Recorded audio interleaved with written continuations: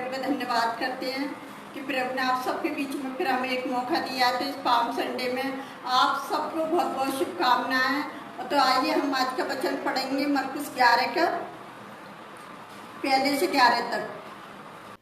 जब वे यरूशलेम के निकट जैतून पहाड़ पर बैतफगे और बैतनिया के पास आए तो उसने अपने चेलों में से 2 कोई है कहकर भेजा, सामने के गांव में जाओ और उसमें पहुंचते ही एक गधी का बच्चा जिस पर कभी कोई नहीं चढ़ा बंधा हुआ तुम्हें मिलेगा, उसे खोल लाओ। यदि तुम में से कोई पूछे ये क्यों करते हो तो कहना प्रभु को इसका प्रयोजन है और वैश्विक उसे यहाँ भेज देगा।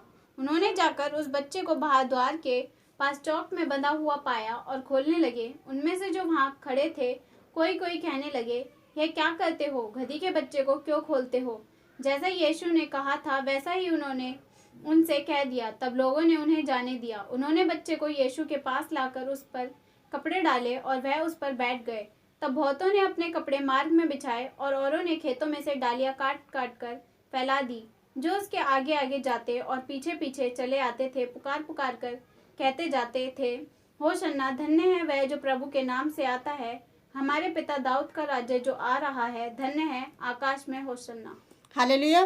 तो यहाँ देख रहे हो कि अगर हम 2 में देखेंगे कि यीशु मसीह ने कहा कि सामने के गांव में जाओ, उसमें पहुँचते ही एक गधी का बच्चा जिस पर कभी कोई नहीं चढ़ा तुम्हें बंधा हुआ मिलेगा। और यहाँ देख रहे हो 6 में कि जैसे यीशु ने कहा था वैसा ही उन्होंने उसे कह दिया। तभी लोगों ने उन्हें जाने दिया कि कह दिया कि तुम्हें एक गधी का बच्चा मतलब मिलेगा और उस पर कभी कोई नहीं चढ़ा, उसे लेकर आओ। तो जहाँ हम देखेंगे कि जो विजय प्रवेश में मरकुस की आयत में कि यीशु के जीवन की अभी तक की घटनाएं जो 3 वर्ष के दौरान की, और अभी तक मरकुस यीशु की मृत्यु से पहले ही अंतिम सप्ताह का दिन है। और यीशु उसके चेले बेहतनिया पहुँचे जहाँ दोनों नगर जैतून पहाड़ के निकट है। और ये जैसे कहते हैं ना कि भविष्य वक्ताओं के द्वारा कहा हुआ वचन पूरा हो, मसीह गधी के बच्चे पर बैठकर यरूशलेम में प्रवेश करेगा।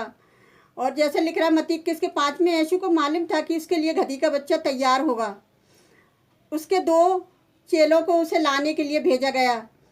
मत्ती 21 के 2 और 7 के अनुसार चेले गधी और उसके बच्चे दोनों को साथ लेकर आए। तुरंत यीशु केवल गधी के बच्चे पर बैठा जिस पर पहले कोई नहीं चढ़ा था। हालेलुया।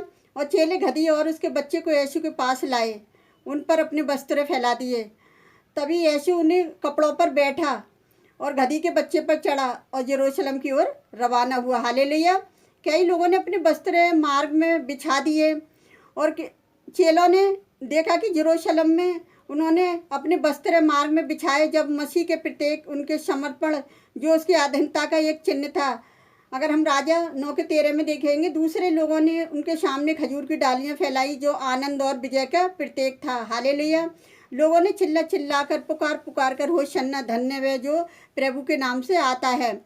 भजन संहिता 125 में देखेंगे कि उसके अनुसार भी इतना बड़ा कोलाहल मचा कि भीड़ में से कुछ फरीसी यीशु से कहा कि ऐसे अपने चेलों को डांट, लेकिन यीशु ने ऐसा नहीं करा। यीशु ने उन्हें उत्तर दिया, यदि ये लोग चुप रहे तो पत्थर चिल्ला उठाएंगे। लूका 9 के 40 में यीशु ने परमेश्वर के पुत्र मसीह के रूप में खुले आम यरूशलेम में प्रवेश किया। यह असंभव था कि ऐसी बड़ी घटना के दौरान वह शांति हो। हालेलुया के अनुसार पहले इस बात का महत्व नहीं समझ सके कि चेले किस बात का महत्व नहीं समझ सके कि मतलब गधी के बच्चे पर सवार होकर यीशु को यरूशलेम जाने का अर्थ और महत्व क्या है।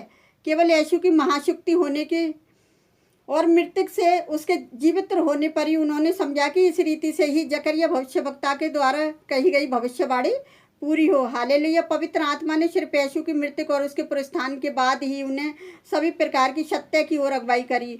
हालेलुया। और मसीह एक संसारिक राजा के समान बड़े घोड़े पर सवार होकर सेना के प्रधान के रूप में यरूशलेम में प्रवेश नहीं किया। वे धर्मी उद्धार पाए हुए दीन व्यक्ति के रूप में गधी के बच्चे पर सवार होकर आया था। हालेलुया।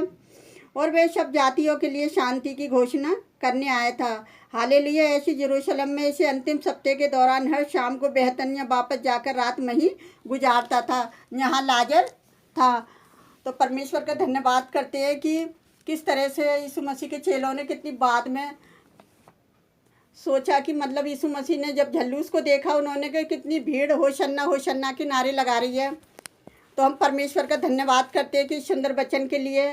तो आइए हम आप सबके लिए प्रार्थना करते हैं। हालेलुया, धन्यवाद करते हैं मेरे राजाओं के राजा, प्रभुओं के प्रभु, आप महान है राजा, आप स्तुति के जोग हैं प्यारे जो परमेश्वर, जो इतना सुंदर समय दिखाया पिता, कि जितने लोग होशन्ना के नारे लगा रहे हैं पिताजी, सचमुच वो तेरी महिमा को देखने पाए पिताजी।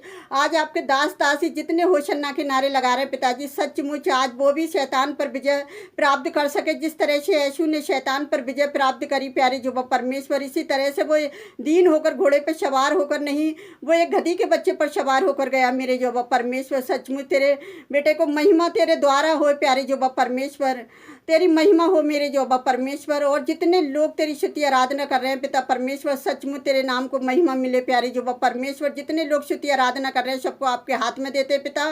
सचमुच जो वचन वो ना व्यर्थ न जाए, एक आशीष का कारण बन जाए पिता। हम सारा आदर महिमा आपको देते पिता। हम जो भी मांगते हैं इसको पवित्र और सामर्थी नाम पर आमीन। प्रभु आप सबको बहुत से आशीष दे।